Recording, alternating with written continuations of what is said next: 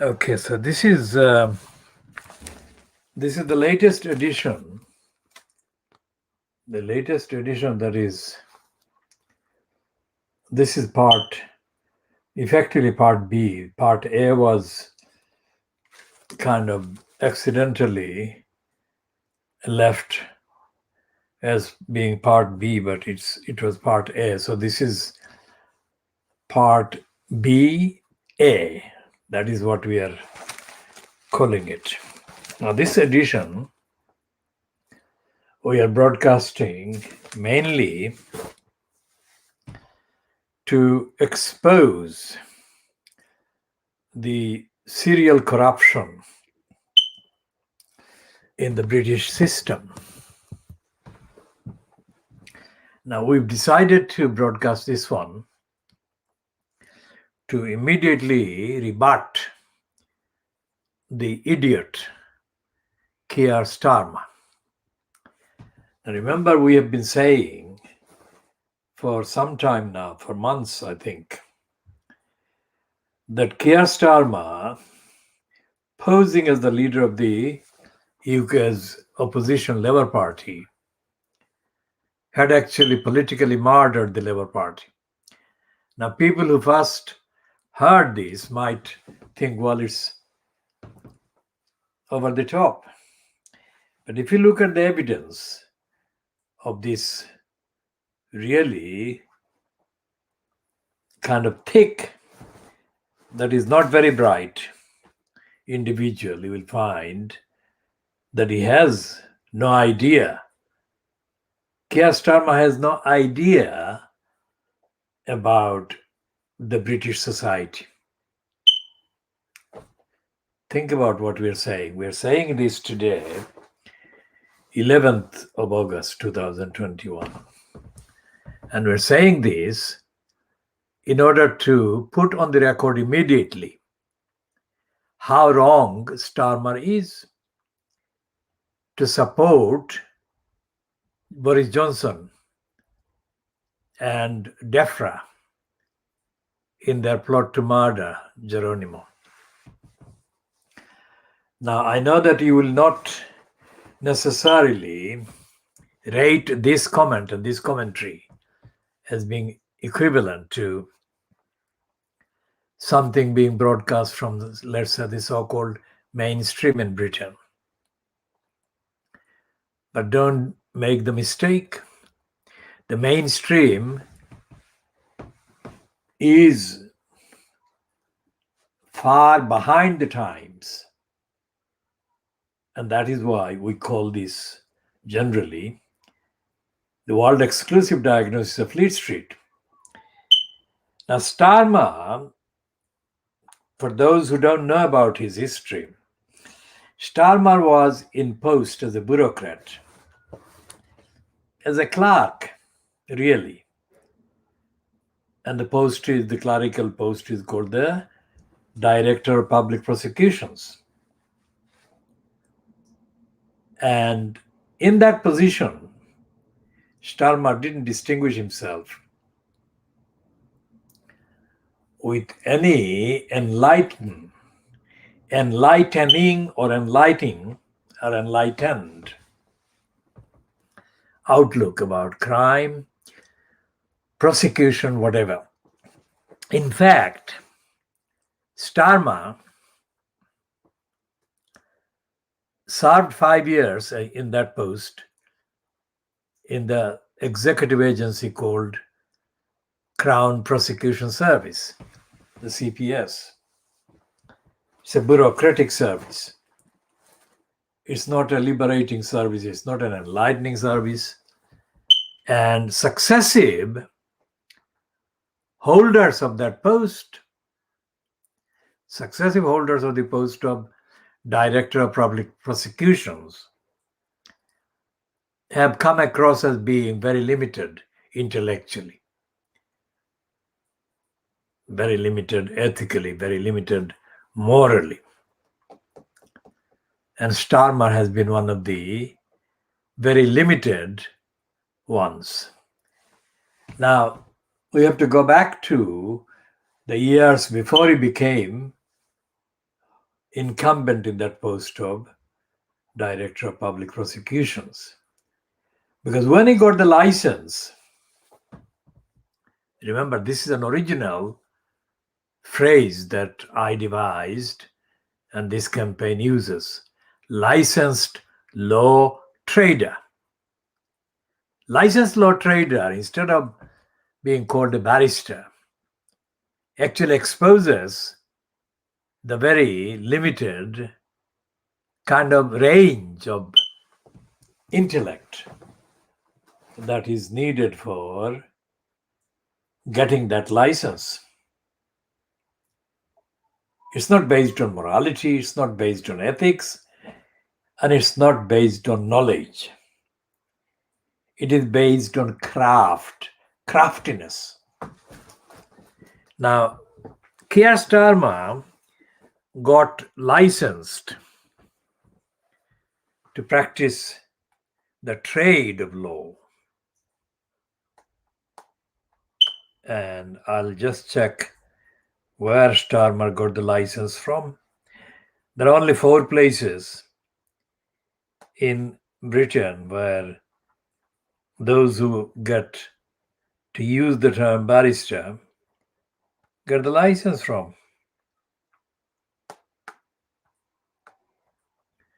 Let's see where he got which year he got it and where he got it. He looks a complete twat, and he is a twat.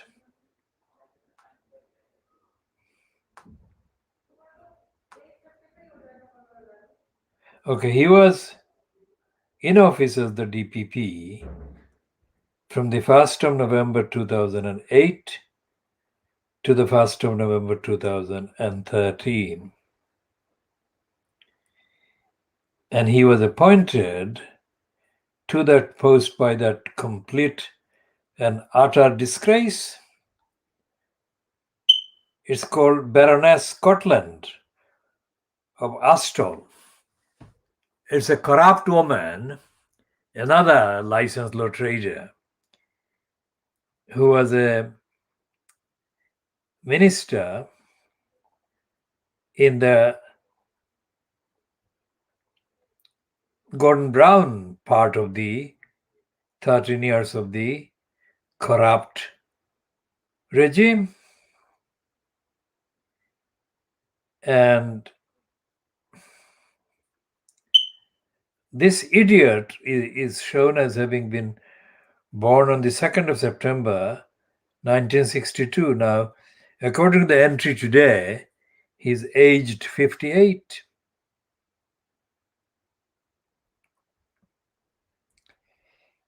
And he's got 2 children.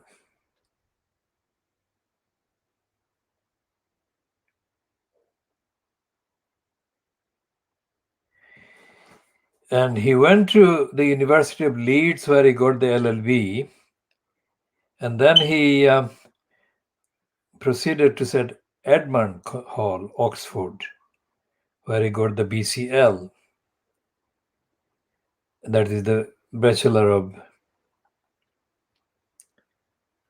Civil Law.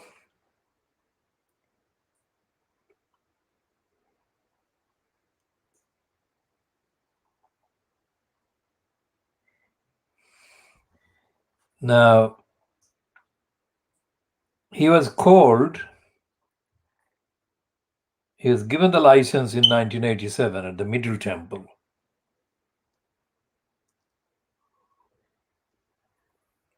Now, they made him, Middle Temple, a bencher in 2009. That was the year after he became the DPP. So the corrupt linkage is there.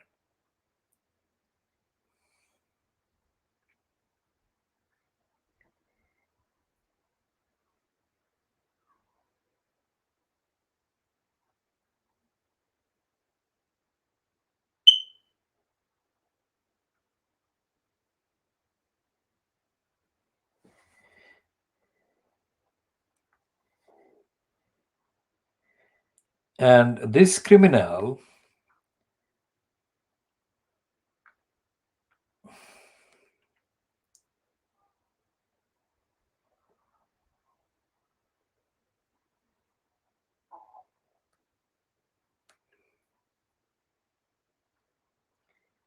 This criminal craftily got himself involved in the campaign by Helen Steele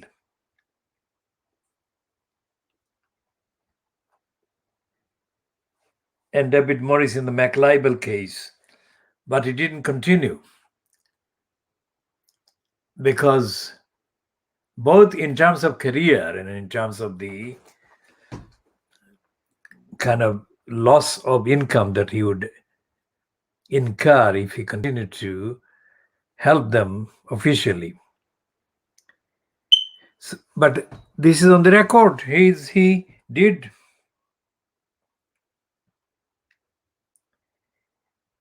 In interview, described the case as very much a David and Goliath and said that there is an external good legal team acting for McDonald's at great expense, and Dave and Helen have had to act for themselves.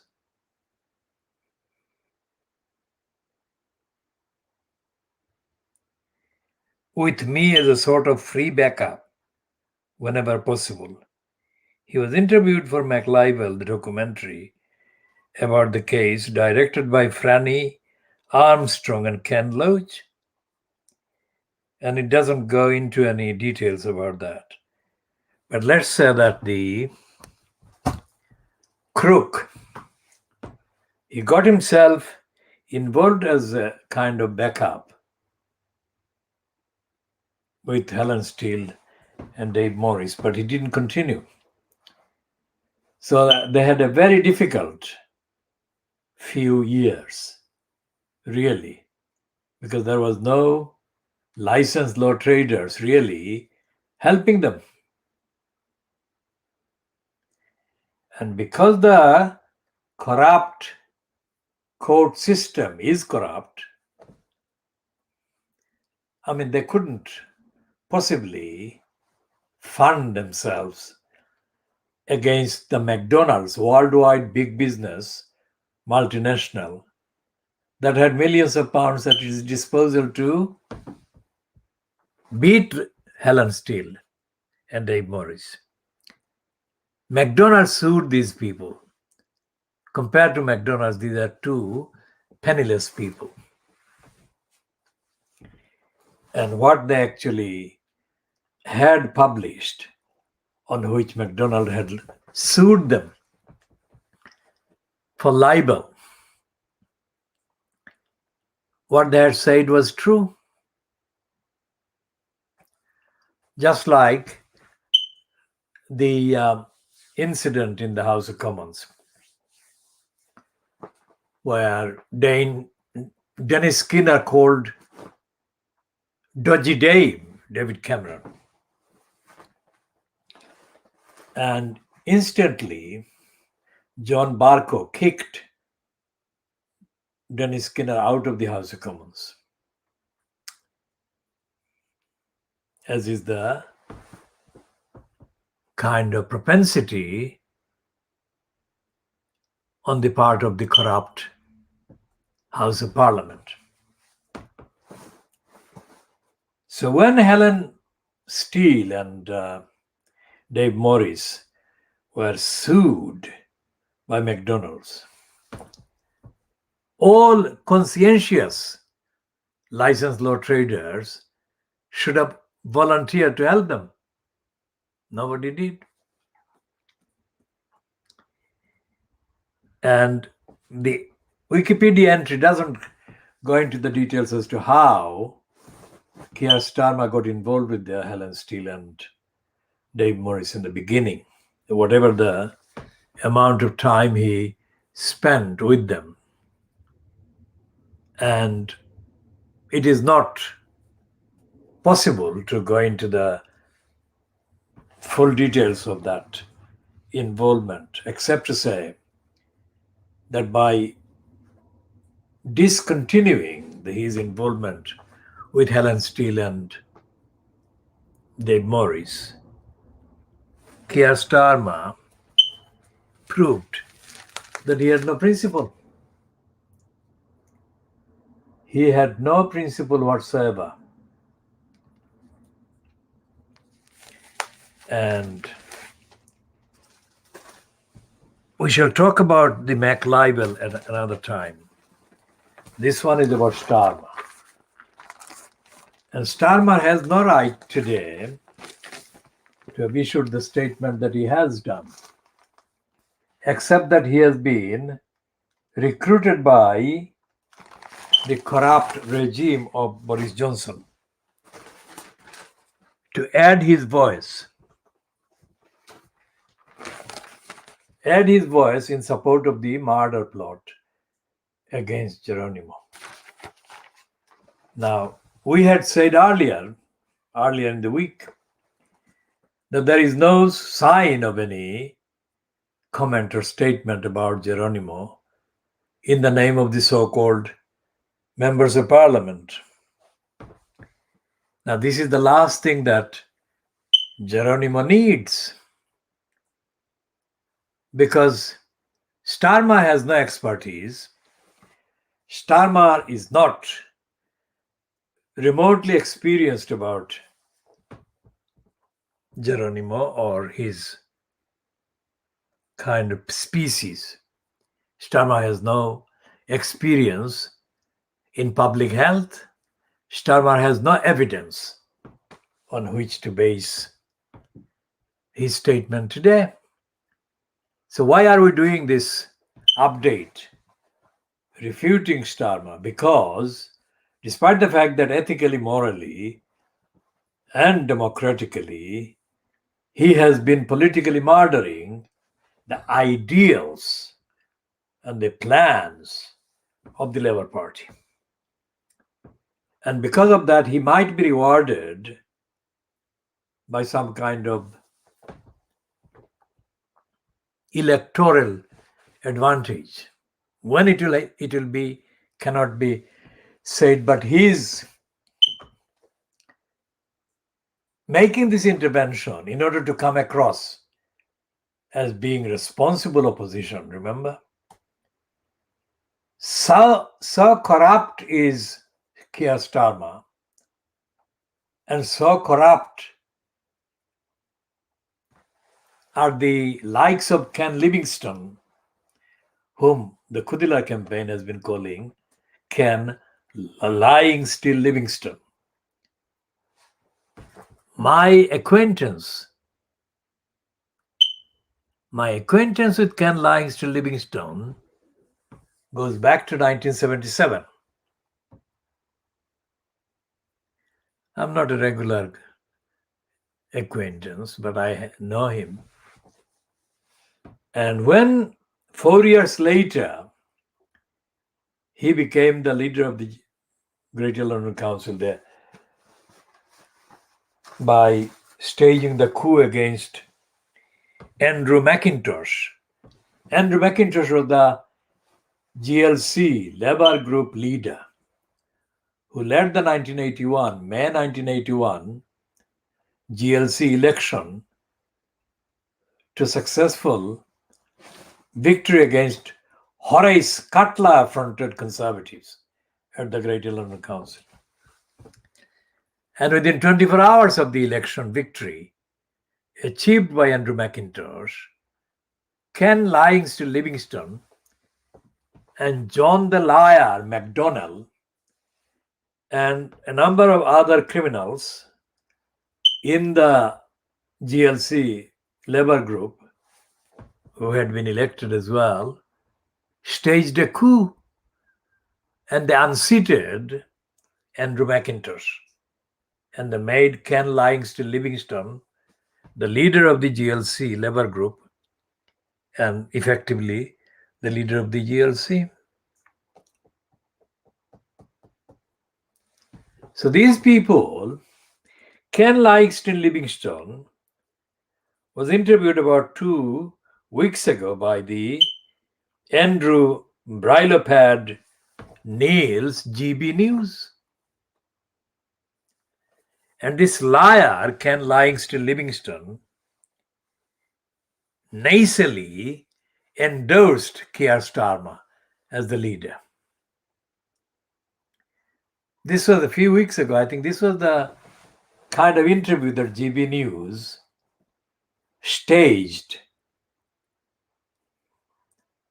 in the aftermath of the Battalion Span by-election, which was defended by the Labour Party candidate, not because of Starmer, but because of the work of the Labour Party activists in the north of England. Significant numbers of those being the Muslim women MPs from the north. Now, we have from time to time mentioned all of that in the past, but today we're focusing on Keir Starmer's unfitness to speak because Starmer is abusing the position that he holds. He is the incumbent of the leader of the group of the largest number of MPs in the House of Commons after the Conservative. Now, we shall be, of course, going into relevant additional details to expose Starmer as the liar and the supporter of criminal plot to murder Geronimo. And we assert that Starmer will have actually aroused the sympathy and support of more people for Geronimo than would have been the case if he had stayed silent. Going back to Ken Lyingstone Livingstone. Now, Ken Lyingstone Livingstone is the personification of the image of anti-Semites in the Labour Party left, so-called,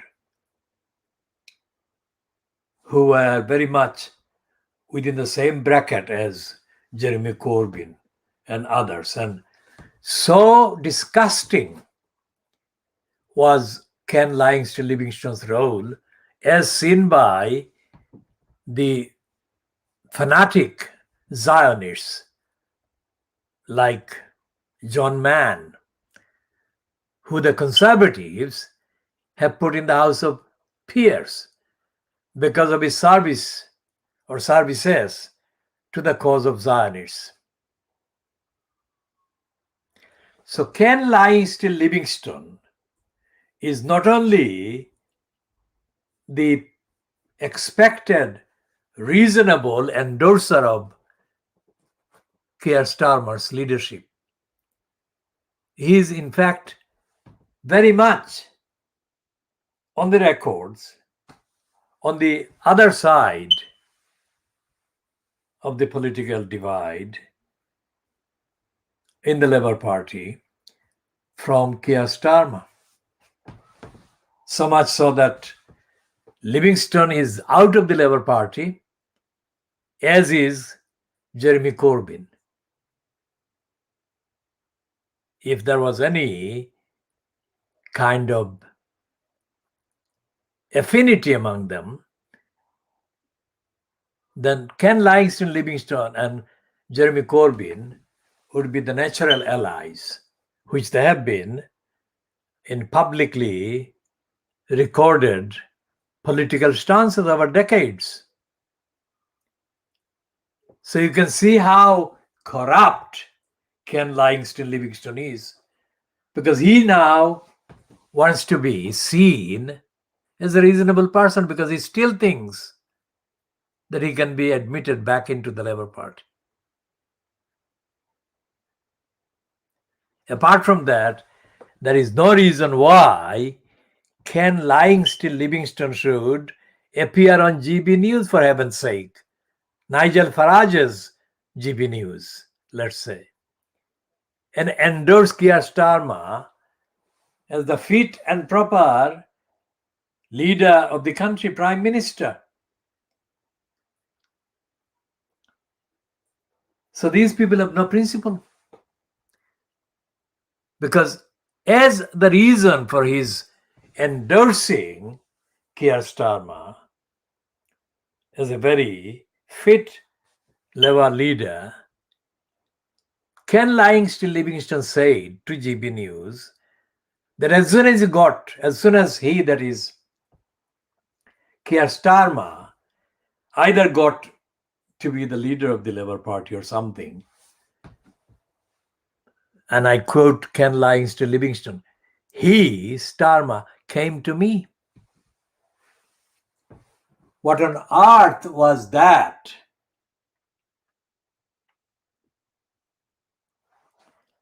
Whenever it was well after Ken Livingstone was accosted by John Mann in that hugely, widely circulated encounter, very extensively, fully recorded on live television. And Mann repeatedly, openly on the record, condemned Ken Livingstone as enemy of the Jewish people, as an anti-Semite, as a complete and utter liar. Now, Mann and Keir Starmer are very much on the same side. They're both Zionists, and they are supporters of the violations of the people of Palestine. It's not something that I'm making up here. It is absolutely on the records. So what on earth was GB News doing, asking Ken Livingstone to come and give an opinion about the political fitness as leader of the, quote, Labour Party of Keir Starmer?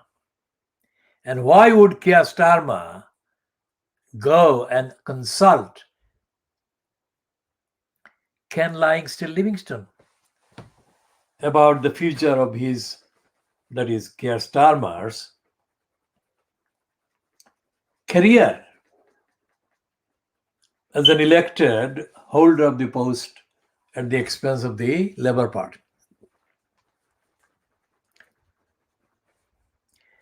Even if Keir Starmer went to Ken Livingstone and consulted Ken Livingstone, what possible area of leadership would Ken Livingstone be able to advise him on, or advise anyone on? We shall be talking about the various criminals in Tower Hamlets that the desperate racist liar Ken Livingstone serially endorsed, and all of them have been condemned, exposed for their corruption and criminality.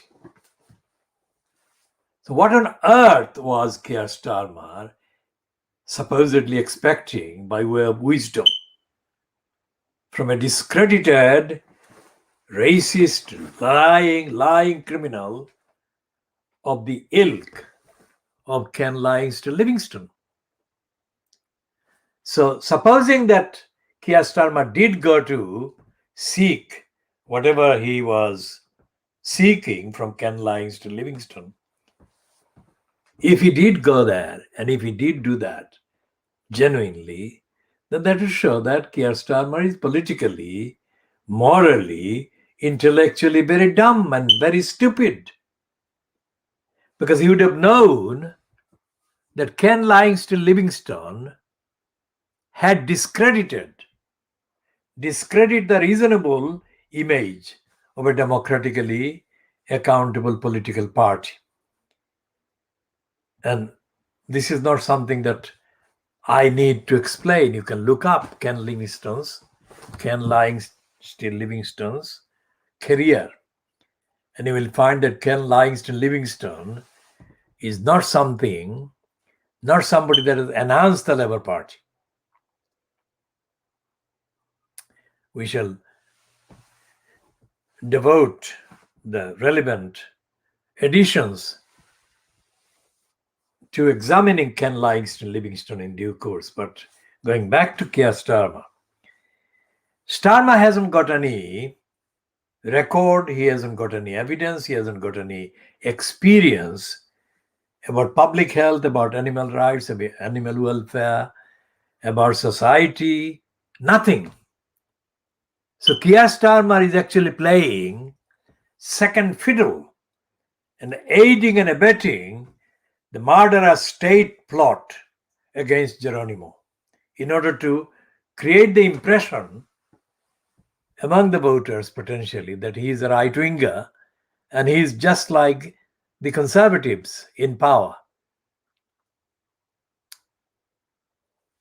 Because all the experts, all the really knowledgeable people that have been considering what series of lies that DEFRA has been perpetrating against Geronimo and how stupid and ignorant the minister in charge, George Eustace Useless, has been, who has not been even reading the detailed documents, scientific papers, and the evidence about Geronimo and about the species and about the various errors and built-in fallacies and falsehoods of the tests and the other unscientific behavior.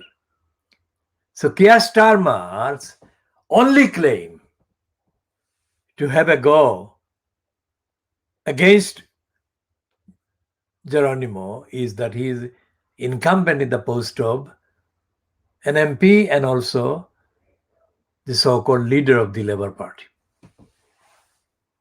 We reject that.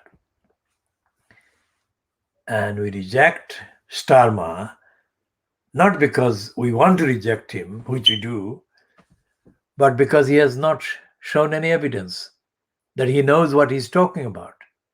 So he is not only as bad as George Eustace Useless, he is worse than George Eustace Useless.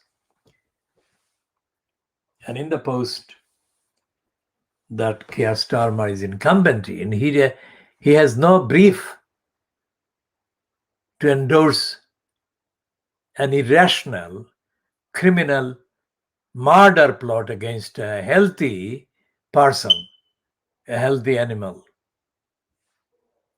Imagine how dangerous it would be for the innocent people if Starmer were in post as the Secretary of State for Health or as Prime Minister, and he made a policy that said that healthy patients should be murdered as part of a policy. Think about that. So we are going to pursue this theme against Keir Starmer throughout.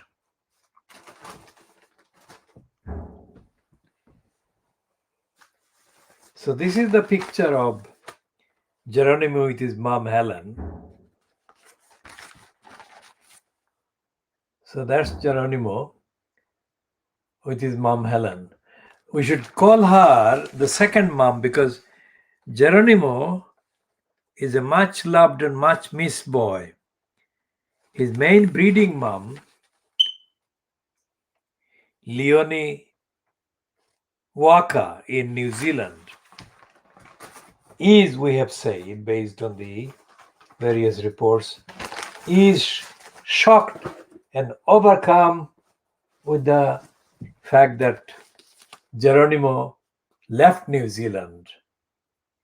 And this is the Times newspaper today, Wednesday, the 11th of August, 2021, in which Leonie Walker is quoted as saying, "I was very sorry to see him leave. This is not a human being talking about a so-called animal. This is a human being talking about a child.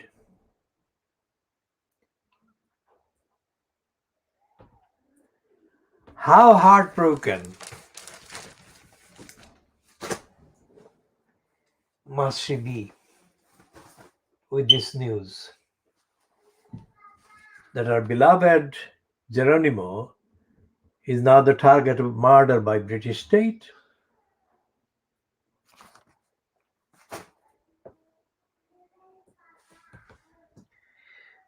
So we'll put this particular updater on the record and put this particular edition at an end, but we shall be continuing.